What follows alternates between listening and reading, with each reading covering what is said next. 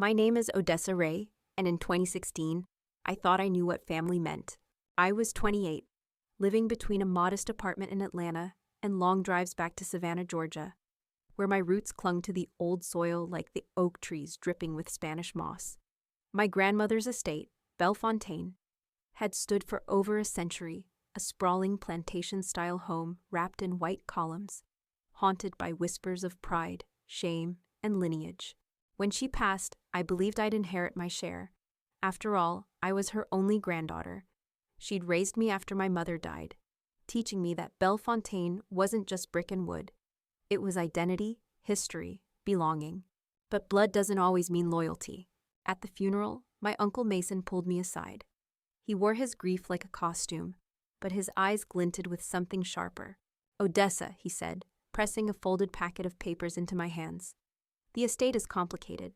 Taxes, debts. The whole thing could collapse if we don't act fast. Just sign here. It's a temporary transfer so I can handle the paperwork. You'll still have your share once things settle." His voice was syrupy smooth, dripping with the southern charm he wielded like a weapon. I was numb with grief, exhausted from days of mourning, and I trusted him, my mother's own brother. So I signed. I didn't even read past the first page. Weeks later, a letter arrived in the mail. I remember tearing it open at the kitchen counter, the hum of cicadas outside, a glass of sweet tea sweating in my hand. It was from Mason's lawyer, cold, sharp words. "You, Odessa Ray, have relinquished all rights to the Belle Fontaine estate.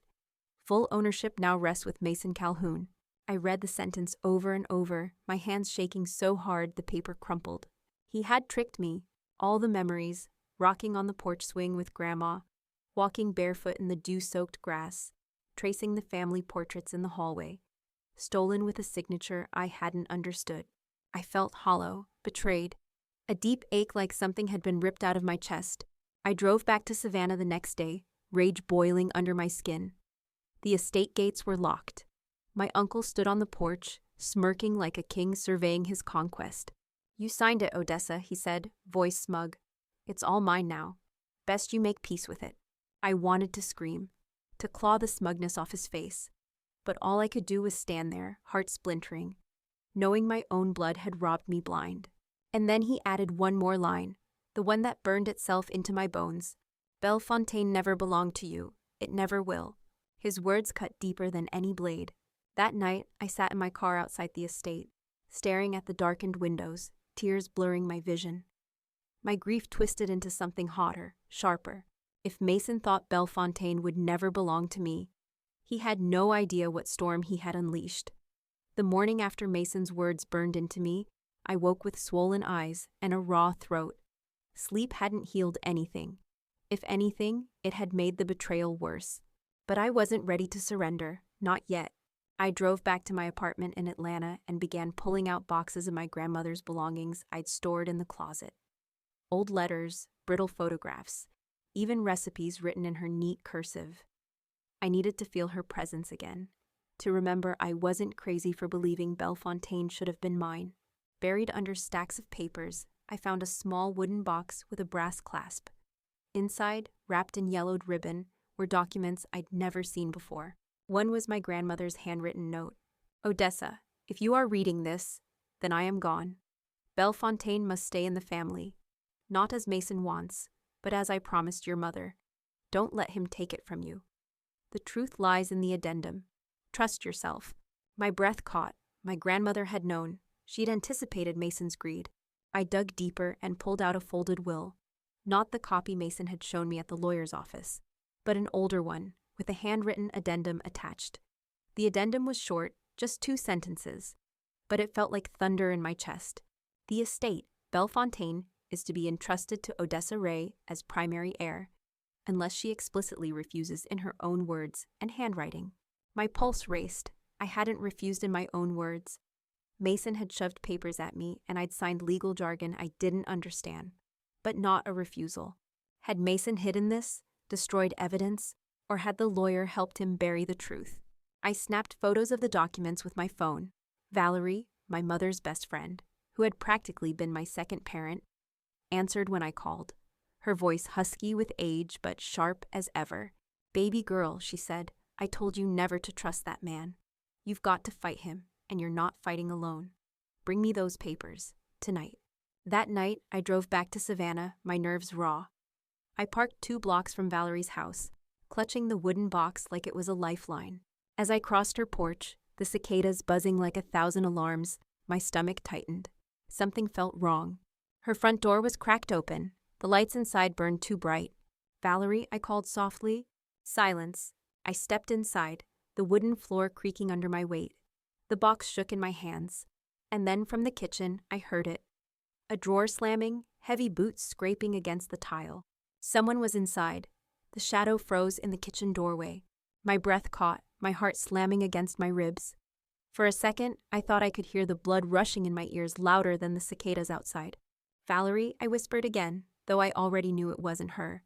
The figure stepped forward, a tall man, dressed in dark clothes, cap pulled low over his brow. He didn't look like a burglar. He looked like someone who expected to be here. "What are you doing in here?" I demanded, clutching the wooden box tighter. His lips curled into a sneer. "Picking up what doesn't belong to you." Before I could react, he lunged toward me. I stumbled back, adrenaline shooting fire through my veins. The box nearly slipped from my hands. Then a voice thundered from the hallway.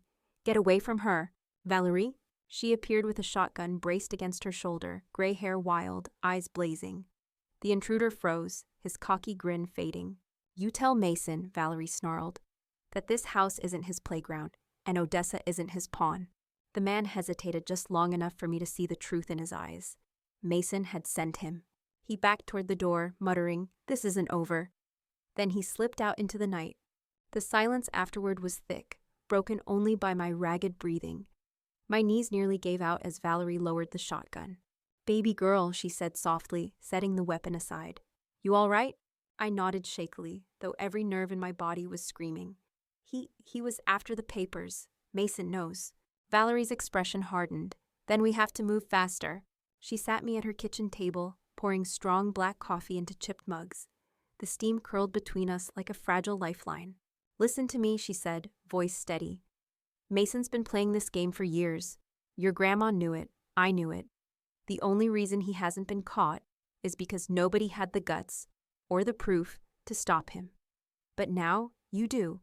I pulled the documents from the box, laying them out carefully on the table. The addendum, my grandmother's note, photos on my phone. Each piece felt like a weapon, sharp and waiting. "But how?" I whispered. "He has the estate, the lawyers, the money. What do I have?" Valerie leaned forward, her eyes fierce.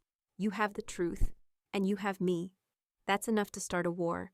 For the first time, I saw not just a grieving granddaughter, but a fighter staring back at me in Valerie's reflection.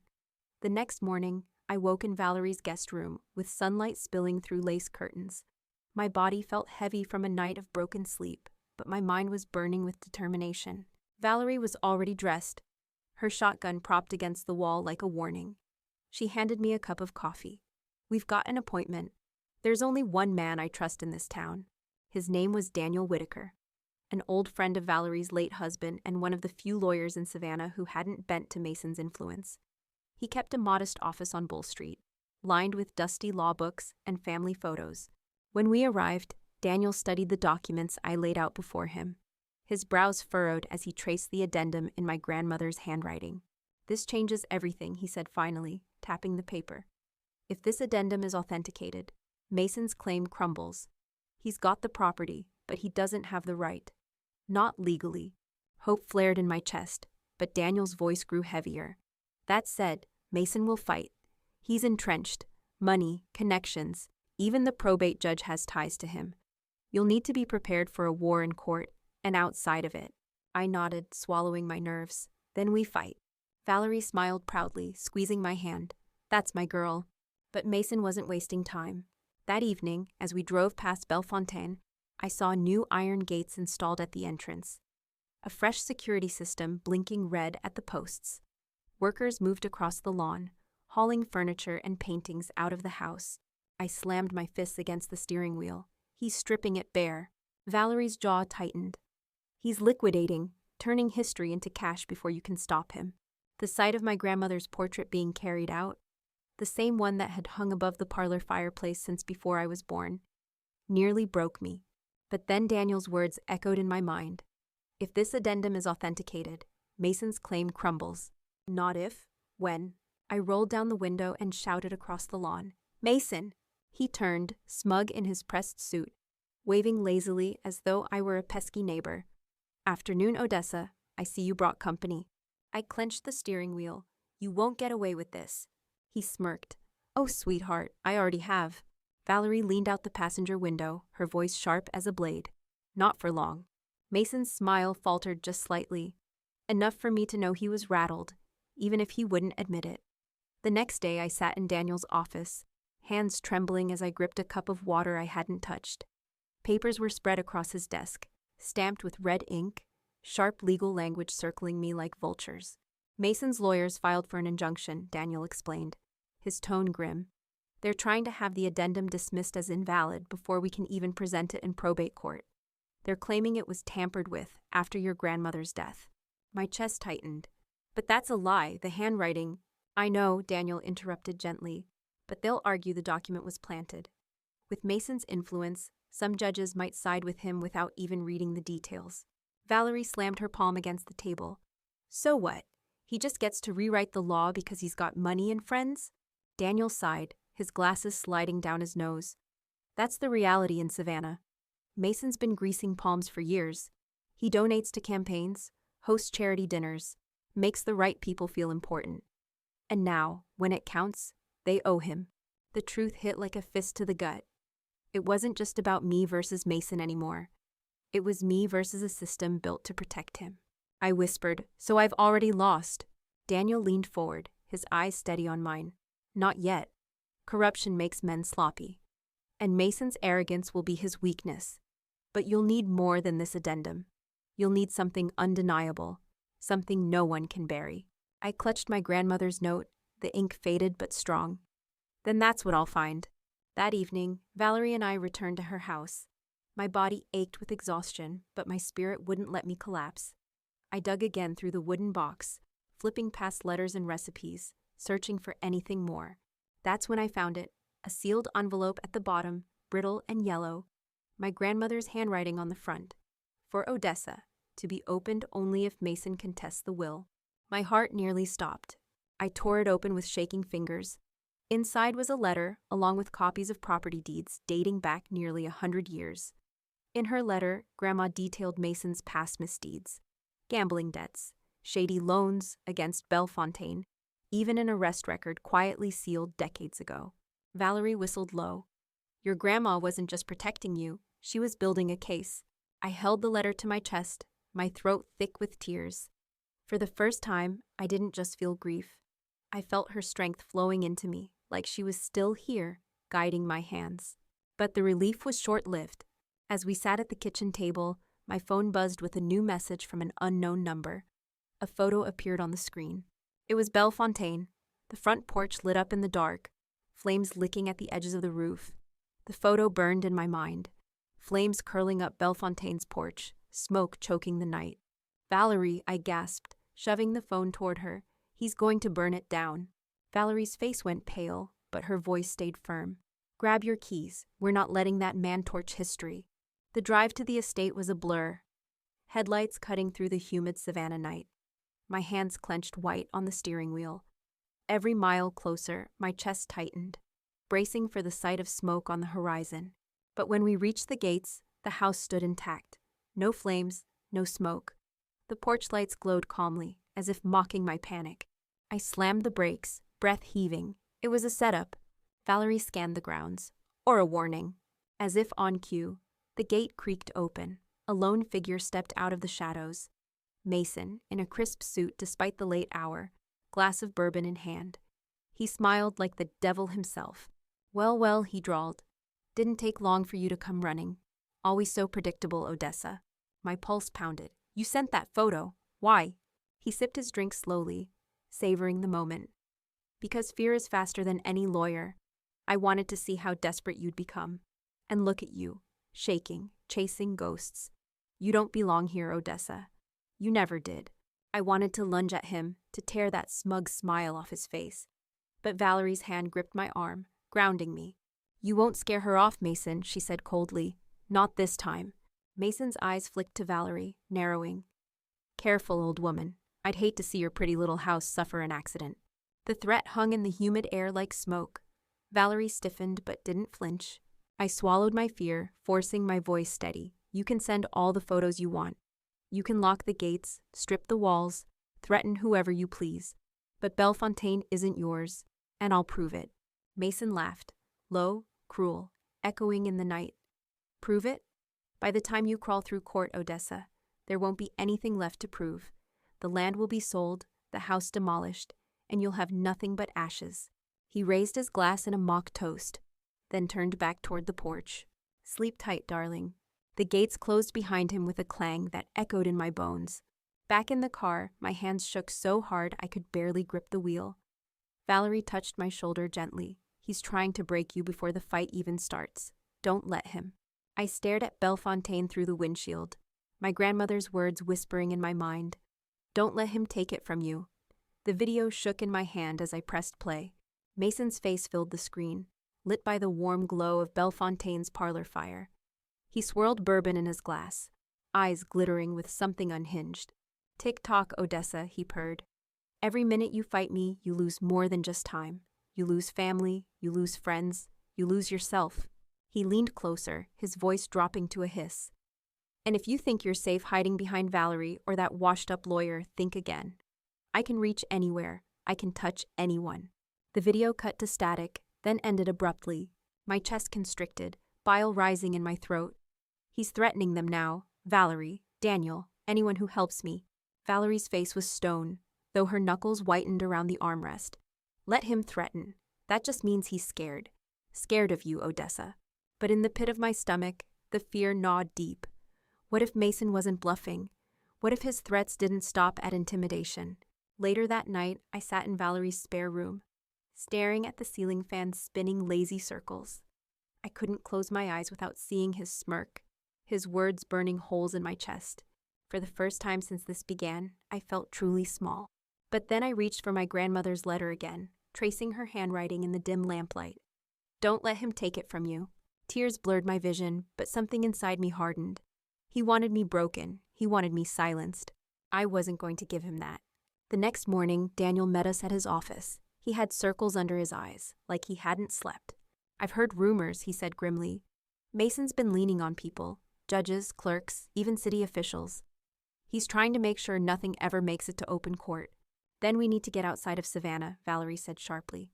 "If the whole system here is in his pocket, we take it somewhere he can't buy." Daniel nodded slowly. "There's a federal angle. If we can prove fraud, forged intent, and racketeering with his finances, the case can go higher than probate court.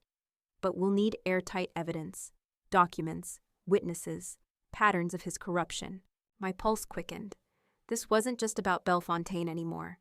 This was about exposing Mason for everything he was. "I'll find it," I said firmly, "whatever it takes." But as the words left my mouth, my phone buzzed again. Another message. This time, it wasn't video, it was a photo of me standing outside Valerie's house the night before, taken from the dark. The photo stared back at me from my phone screen, grainy, shadowed, but unmistakably me standing outside Valerie's house. My hands trembled as I whispered, "He's watching me." Valerie leaned over, her face grim. "Then it means he's nervous. A man only watches this close when he knows his walls are cracking." But I couldn't shake the crawling sensation under my skin. Every window felt like an eye. Every creak in the house made me flinch. I slept with the box of documents under my pillow, half afraid Mason's men would tear it from me in the night. The next morning, Daniel called us to his office. "I've got something," he said, sliding a folder across the desk. Inside were copies of property ledgers, financial records, even donation receipts.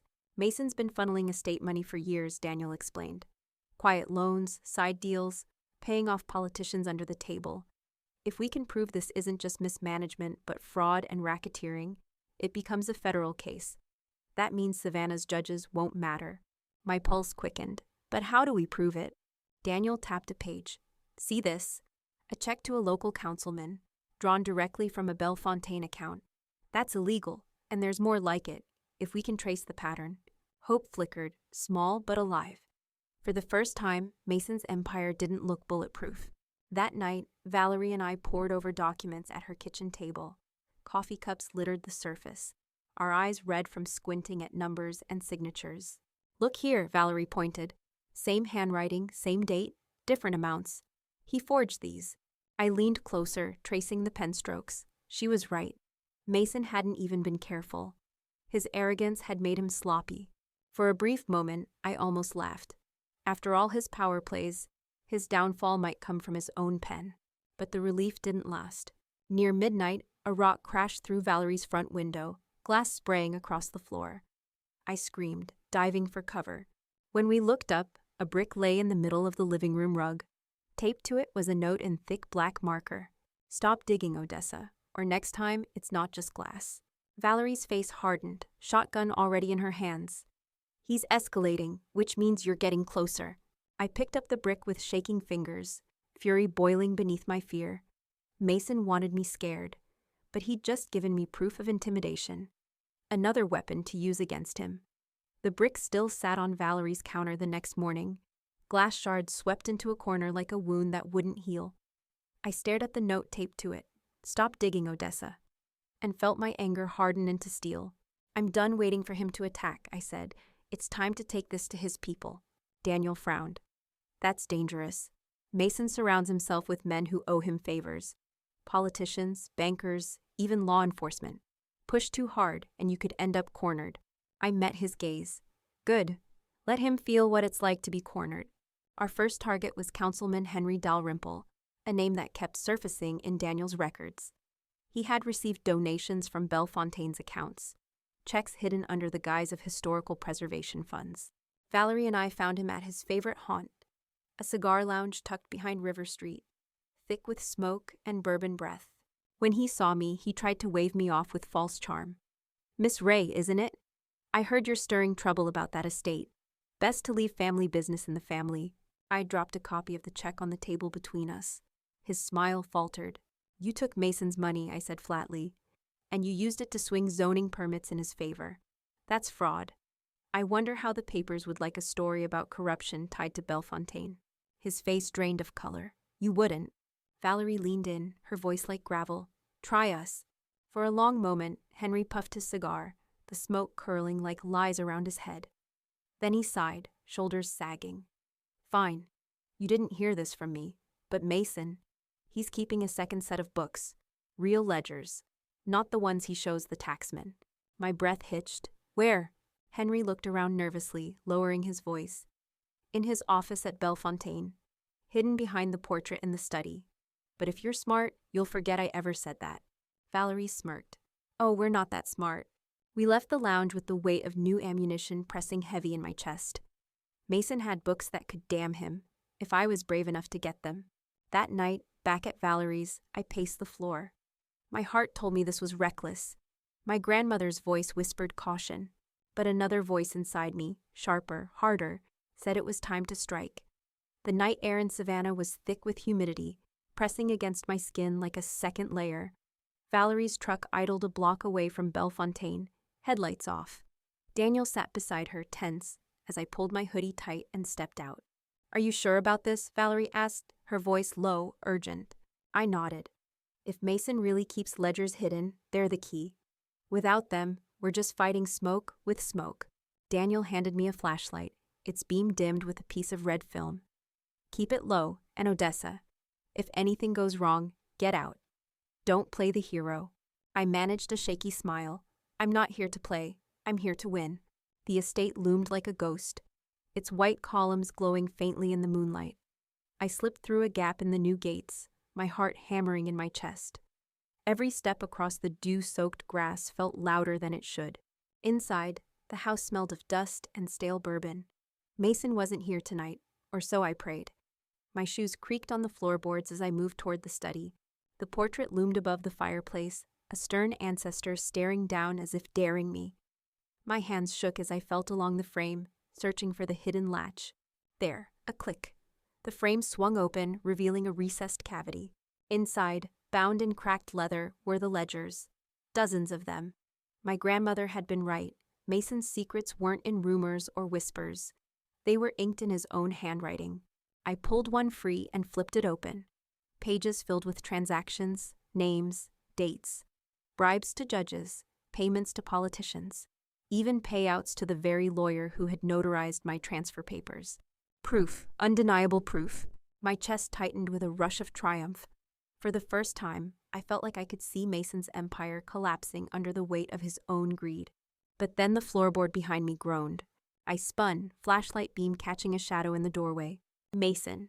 He leaned casually against the frame, hands in his pockets. That same smug smile painted across his face.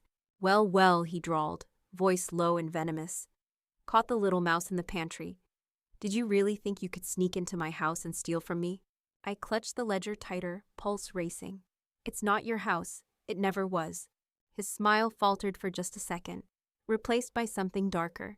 He stepped into the room, the light glinting off a silver flask in his hand. You've made a grave mistake, Odessa, he hissed, and I'm not going to let you walk out of here alive. The door slammed shut behind Mason, the echo reverberating through the study like a prison cell locking. I tightened my grip on the ledger, my pulse thundered in my ears, but I forced myself to stand tall. You can't scare me anymore, I said, though my voice wavered. Mason chuckled, slow and cruel. Sweetheart, you're not scared because you don't understand yet. That little book in your hands, that's not your salvation. That's your death warrant. He stepped closer, the scent of bourbon sharp on his breath. You think you can walk into a courtroom with that and win? The moment you show those pages, every name in there will turn on you. Judges, politicians, men with more power than you can imagine. Do you really think they'll let you live to expose them? I swallowed hard, refusing to break eye contact. Maybe they're scared of exposure, but you? You're the one who wrote it all down. You're the fool who made a trail. For the first time, his smile twitched. A crack in the mask. I should have cut you out years ago, he hissed. When your mother died, I should have made sure you had nothing. Instead, I let you hang around like some pet project. And now look at you, biting the hand that fed you. My chest burned with fury. You didn't feed me, Grandma did. And you've been leeching off her legacy your whole life. His eyes darkened. He lunged forward, grabbing for the ledger. Instinct surged. I twisted, pulling it close to my chest. The two of us struggled, his strength pressing me back against the desk. Give it up, Odessa, he snarled. No, I shouted, kicking his shin hard. He stumbled, cursing, giving me just enough room to dart past him. I sprinted into the hallway, my breath ragged, clutching the ledger like a lifeline. The house creaked under my feet as I tore toward the back door. But Mason's footsteps thundered behind me. You can't outrun me, girl.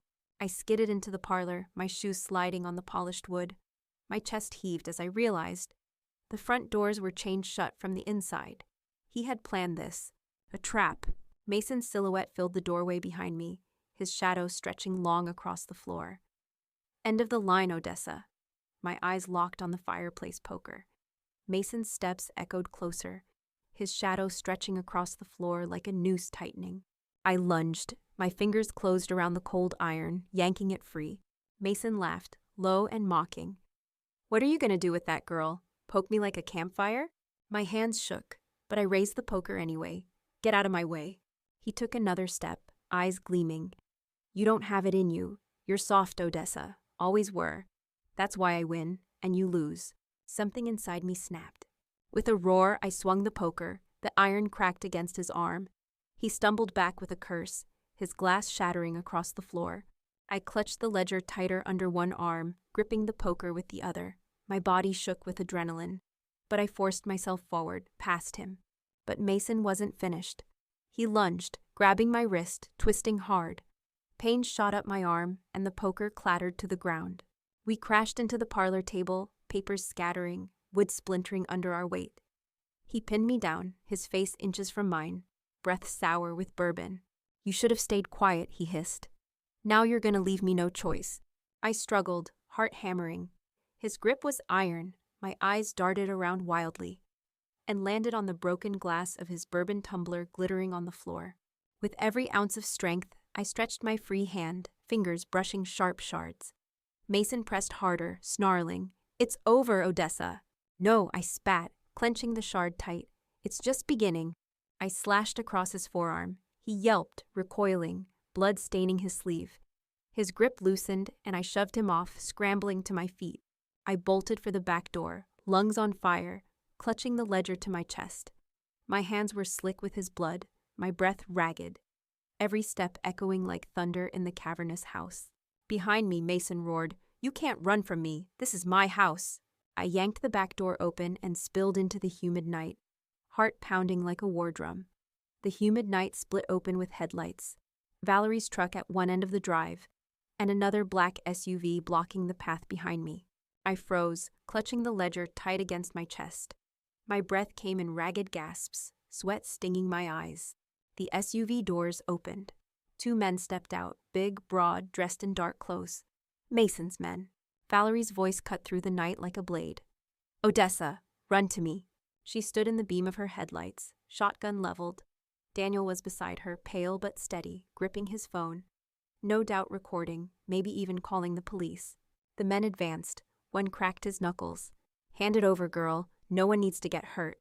I backed toward Valerie, step by step, my shoes sinking into the damp earth. "This is evidence," I shouted, "and I'm not giving it up." Mason appeared in the doorway of Belle Fontaine, his silhouette lit from behind. His voice carried over the lawn, calm and poisonous. "Odessa, listen to me. You think that little book saves you, but all it does is put a target on your back. Hand it over, and maybe I'll let you keep breathing." The words chilled me, but something in his tone betrayed him. He wasn't confident anymore. He was desperate. "Go to hell, Mason," I screamed, clutching the ledger tighter. Valerie fired a warning shot into the air. The crack split the night, birds scattering from the trees. Mason's men hesitated, glancing nervously at each other. That gave me just enough time. I bolted across the lawn, legs burning, the ledger bouncing against my chest. Valerie grabbed my arm, yanking me behind her as Daniel pulled me toward the truck. But before we could pile in, Mason's voice roared again. "She's stealing from me. Arrest her." A new set of headlights appeared at the far end of the drive. Police cruisers, sirens off, lights flashing silently. My stomach dropped. Mason hadn't just brought muscle, he'd brought the law. Red and blue lights washed across the lawn, flashing against the white columns of Belle Fontaine. The air felt suffocating, thick with humidity and fear. 3 officers stepped out of their cruisers, hands resting on holstered guns. Mason strode forward confidently, pointing directly at me. "That's her," he bellowed. "She broke into my home, assaulted me, and stole private property. Arrest her." My chest tightened. I clutched the ledger tighter, knowing if I handed it over, everything was lost. One of the officers, a broad man with a stern face, approached. "Ma'am, is this true? Were you inside the residence?" Before I could answer, Mason cut in, his voice dripping with false outrage. "She attacked me with a poker. Look at my arm, she's dangerous." He pulled back his sleeve, revealing the bloody scratch where I had cut him. The officer's eyes narrowed at me, my heart pounded. They weren't here for justice. They were here for Mason. Valerie stepped forward, shotgun lowered but ready. Her voice rang out steady. "Don't you take a step closer to her. This girl is the rightful heir of Belle Fontaine, and I've got proof of Mason's crimes right here." Daniel raised his phone, camera rolling. "It's all on record, every threat, every intimidation. And if you touch her, this video goes public before sunrise." The officers hesitated. One of them shifted uneasily, eyes flicking between Mason and Daniel's phone. Mason's face twisted in fury. "You're making a mistake siding with her. She's nothing. She doesn't have the power I do." I felt something rise in me then, stronger than fear, stronger than doubt. I stepped forward, holding up the ledger with both hands. "This book is filled with your secrets, Mason. Payments, bribes, fraud, all in your handwriting. You want me arrested? Then you'd better arrest every judge, every councilman, every politician whose name is in here." The words hung heavy in the night. The officers froze. For the first time, doubt crept across their faces. They weren't just looking at Mason anymore. They were picturing their own names, their bosses, their friends in those pages. Mason's jaw clenched, his mask of confidence cracking. He snarled, "She's bluffing!" But I held the ledger higher, my voice steady now. "Try me." The air on the lawn hung heavy with tension. The officers shifted uneasily, their eyes darting between Mason's furious glare and the ledger clutched in my hands. The lead officer repeated, firmer this time. "Sir, You'll need to come with us. Now. Mason's jaw tightened, his polished mask slipping. Do you know who I am? He barked. Do you have any idea how many campaigns I've funded? How many judges answer my calls? You lay a hand on me, and your careers are over. His words cracked like a whip, but the desperation underneath was sharp and obvious. I stepped forward, holding the ledger higher. You can't threaten your way out of this anymore, Mason. These pages are filled with the truth, and the truth doesn't care how much money you have. Valerie's voice rose steady and strong beside me. The whole town is going to know. The days of Mason Calhoun pulling strings in the dark are done. For a moment, the officers looked ready to move in. Then Mason made his play. With a sudden snarl, he lunged toward me. His hand clamped my wrist, nails digging into my skin, trying to rip the ledger away. No, I screamed, twisting away. Valerie raised her shotgun, but Mason dragged me in front of him like a shield. Back off, he roared, breath hot against my ear. One more step and she goes down with me. The officers froze, hands twitching near their weapons. Daniel shouted, his phone still recording. You're finished, Mason. Everyone's watching, every word, every move. You can't bury this anymore. Mason's grip trembled against my arm. His eyes darted wildly, sweat dripping down his temple. For the first time, I saw it clearly. The mask of power was gone. He wasn't untouchable. He was cornered. I drove my elbow into his ribs with all the strength I had. He grunted, stumbling back just enough for me to wrench free. I staggered toward Valerie, clutching the ledger tight. The officers surged forward, shouting. Mason spun, rage blazing in his eyes, and reached inside his jacket. The metallic glint froze me in place. Mason's hand emerged from his jacket, clutching a black pistol. His arm shook with fury, the barrel sweeping between me, Valerie, and the officers. Everybody stand down, he shouted, voice breaking. Nobody moves until I get that book. The officers drew their weapons instantly, red and blue lights flashing across drawn guns. One barked, "Drop it, Mason, now!" But Mason only sneered, his wild eyes darting around. You don't get it. That ledger ruins all of us. If she walks away, you're all finished. Your judges, your bosses, your friends. You think you're safe? Silence fell heavy, the air crackling with dread. The pistol swung back toward me. Give it to me, Odessa, he hissed. Or I swear, I'll— Don't you dare, Valerie shouted, stepping forward, shotgun leveled at his chest. Valerie, stop, I cried. The tension snapped tighter, one wrong twitch away from blood. Daniel's voice cut through, urgent. Mason, think. You pull that trigger, every camera's rolling. This doesn't go away. You'll burn, and so will everyone who tried to cover for you. Mason's face twisted. His hand trembled harder. For the first time, I saw fear mingling with his rage. I felt my own voice rising, raw and sharp. Go ahead, Mason. Shoot me. Kill me in front of cops, in front of witnesses, with cameras rolling. But you'll never kill the truth. The ledger lives. The world will know what you've done. For a long, unbearable second, the world held its breath. Then Mason snapped. He raised the gun fully, aiming straight at me. The crack of a shotgun split the night. Mason stumbled back, the pistol flying from his hand, landing in the wet grass. He clutched his shoulder, roaring in pain, as Valerie stood firm, smoke curling from her barrel. The officers swarmed him in seconds, pinning him face down, slapping cuffs on his wrists as he screamed. You'll regret this, Odessa, he bellowed, spit flying. I'll bury you. I'll bury all of you. But this time, his threats sounded hollow. I collapsed against Valerie, the ledger still clutched to my chest, trembling from head to toe. The Savannah Police Department was colder than I remembered, humming with fluorescent lights and stale coffee. The adrenaline had worn off, leaving only exhaustion trembling in my bones. I sat at a long table in a small interview room, the ledger laid carefully before me like a weapon and a curse. Valerie sat on one side, arms crossed, her shotgun confiscated at the door. Daniel was on the other, phone still in hand, refusing to stop recording. Across from us, the lead officer cleared his throat. Miss Ray, you understand we need to log this as evidence. Chain of custody. If what you're saying is true, this book could shake half the city. His words were steady, but I caught the flicker in his eyes. Nerves? Fear. He knew some of the names inside. I leaned forward.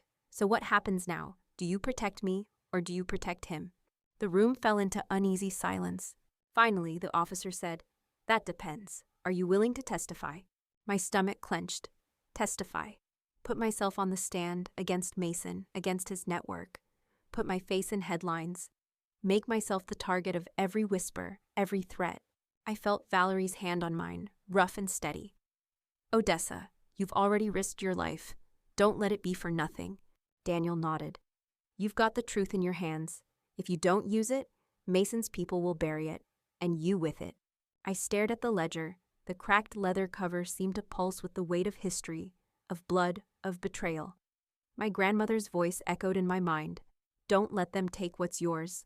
I swallowed, lifted my chin, and met the officer's gaze. Yes, I'll testify. Every name, every payment, every crime. I won't stop until it's all in the open. For the first time, the officer's shoulders sagged, as if some invisible burden had shifted. He scribbled notes, then nodded slowly. Then you'd better prepare yourself. This will be bigger than one trial. Before I could answer, the door swung open. Another officer leaned in, pale-faced. Sir, Mason's lawyer is here, and he's demanding immediate release. The officer's words hung in the air like a noose tightening around my throat. Injunction to suppress the ledger. Mason wasn't just fighting me in the shadows anymore. He was using the system itself to strangle the truth. I leaned back in my chair, the fluorescent lights buzzing above, bile rising in my throat. So that's it? He waves his money, his lawyers, and suddenly this all disappears? The lead officer didn't meet my eyes. The judge will decide, but Mason has friends in every courtroom in this city. I won't lie to you. The odds aren't good. Valerie slammed her palm against the table. This is corruption, plain and simple. That book is proof. You can't just tuck it away like dirty laundry. Daniel held up his phone. Then we go around them. We take this public. Upload scans, videos, whatever it takes. Once it's out there, no injunction can bury it. My pulse raced. The thought of airing it all terrified me. My name, my face, plastered online alongside Mason's sins. I'd become the center of a storm. Praise from some, threats from many. But hadn't I already been living in fear? Hadn't I already risked everything? I swallowed hard. Do it, I said. Scan every page. Back it up. If they try to silence me, the truth will already be louder than they are. Daniel's fingers flew across his phone, snapping photos, uploading them to encrypted drives. Valerie kept her gaze fixed on the door. Shotgun long gone, but her stance still ready. Then the door opened, and Mason's lawyer swept in. Slick suit, perfect hair, a smile as sharp as a knife. Miss Ray, he said smoothly, ignoring Valerie and Daniel. You've made quite the mess, but it doesn't have to ruin you. Hand over that ledger, agree to keep quiet, and there's a very generous settlement waiting. Enough to set you up for life. His words slithered through the air, tempting, poisonous. I stared at him, then at the ledger, then at Valerie's steady eyes. For a heartbeat, I thought of how easy it would be. To take the money, vanish, never fight again. But then I heard my grandmother's voice again. Don't let them take what's yours. I met the lawyer's smile with fire. Tell Mason I'm not for sale. His eyes narrowed, the mask slipping just slightly. The lawyer's words coiled around me long after he left the room. Mason's not the only one in those pages who wants you gone. The truth hit like a stone sinking in my chest. This wasn't just about Mason anymore. The ledger had unearthed an entire network. Men with titles, women with influence, families with power. And now I had painted a target on myself. Valerie leaned close, her voice low. He was bluffing, trying to scare you. But Daniel shook his head, eyes grim. No, he was warning her. Those names? They won't let this slide. If the ledger gets out, careers collapse, fortunes crumble. Some of those people will do anything to silence Odessa. I clutched the ledger, my hands trembling. Then what am I supposed to do? How do you fight an army when you're just one person? Valerie's eyes softened, fierce but protective. You don't fight alone. You've got us, and you've got the truth. That's more dangerous than any bullet. Daniel tapped his phone. I've already mirrored the files. 3 backups, encrypted. Even if they get to us, the story won't die. Relief flickered until the officer returned, face tight. Miss Ray, we've received credible threats against your life. We need to move you into protective custody tonight. Protective custody. It sounded safe, but deep down, I didn't trust it. Who controlled that protection? Which side of the system would they put me on? I exchanged a glance with Valerie. She gave the faintest shake of her head as if to say, Don't let them box you in. I rose slowly, the ledger still clutched to my chest. Thank you, officer. But I'm not going into hiding. If I disappear now, Mason's people win. The truth dies with me. Daniel swallowed. Then what's the plan? I looked down at the ledger, its cracked leather cover glowing under the fluorescent light. The plan, I whispered, is to burn them all down, publicly, one name at a time. The text message glowed on my phone screen like a threat carved in fire. If you value your life, don't release the ledger. Last warning. I stared at it, my pulse pounding in my ears. Fear clawed at me, but beneath it, anger burned hotter. They still thought they could scare me into silence. Valerie's voice cut through my storm. Odessa, this is it. Either you put it out now or they'll bury it forever. Daniel's hands hovered over his laptop, files already queued. His eyes met mine. All I need is your word. Once I hit upload, there's no taking it back. I looked down at the ledger one last time, its cracked leather, its weight, the ghosts of every name inside it. This book had nearly destroyed me, but it also carried the power to destroy them. My grandmother's voice echoed like a prayer. Don't let them take what's yours. I lifted my chin. Do it. Daniel hit enter. The screen lit up. Progress bars raced forward, then burst green. The files spread across cloud servers, news outlets, encrypted networks. Within minutes, the ledger's secrets were everywhere. Names, amounts, signatures. Every rotten deal Mason had made, every bribe, every betrayal. The world would know. The fallout was immediate. Phones buzzed across the station. Officers whispered, some pale, some furious.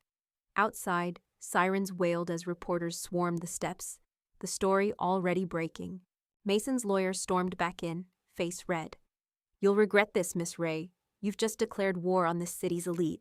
I met his fury with calm. No, I just told the truth. Valerie squeezed my shoulder. Daniel leaned back, exhaustion and triumph in his eyes. For the first time in years, I felt the weight lifting. The estate wasn't chains anymore. It was mine. Days later, Belle Fontaine stood under new light. Auction signs on the gates, lawyers preparing papers, all under my name. Mason sat behind bars, denied bail, his empire crumbling. Judges recused, politicians scrambling, the network tearing itself apart. And me? I stood on the porch of Belle Fontaine, the air heavy with jasmine and memory, the ledger no longer in my hands, but alive in the world. I whispered to the night, to my grandmother, to myself. They tried to take it all, but I took it back.